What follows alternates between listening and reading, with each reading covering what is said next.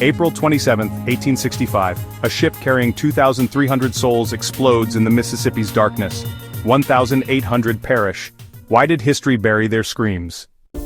The Civil War had ended, but for thousands of Union POWs liberated from Confederate hellholes like Andersonville, survival was still a gamble. Their reward for enduring starvation and disease?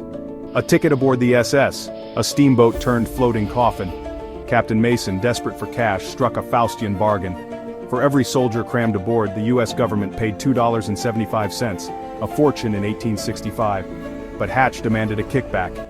Greed, not safety, fueled this voyage.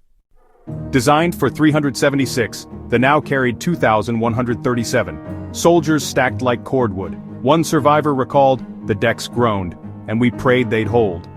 But the real danger lurked below, a patched boiler, hastily repaired to avoid losing passengers. The boilers were a death trap. Built with brittle charcoal hammered num1 iron and fed by silt-clogged river water, they overheated relentlessly. When the ship listed in flood-swollen currents, water sloshed from the boilers, leaving red-hot metal exposed. It wasn't a question of they'd explode, but...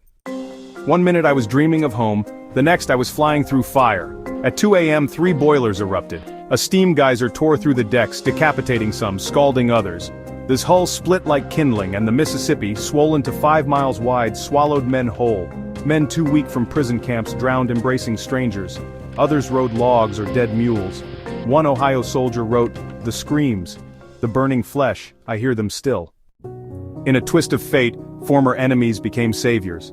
Confederate veterans like Franklin Hardin Barton, who weeks prior might have sunk the Sultana, now pulled Union soldiers from the water. The war was over, one rescuer said. We were all just men. Yet headlines buried the tragedy. Lincoln's assassination dominated the news. A war-weary public, numb to death, let the Sultana fade into myth. The Navy court-martialed a scapegoat, Captain Frederick Speed, but absolved higher-ups. Hatch, the quartermaster who enabled the overcrowding, vanished. Mason? His body sank with the ship, secrets intact. For 130 years the government peddled half-truths. Only in 2015 did engineers confirm the real culprits: greed, flawed metal, and a nation too eager to move on. Today, descendants gather annually, honoring those lost to history.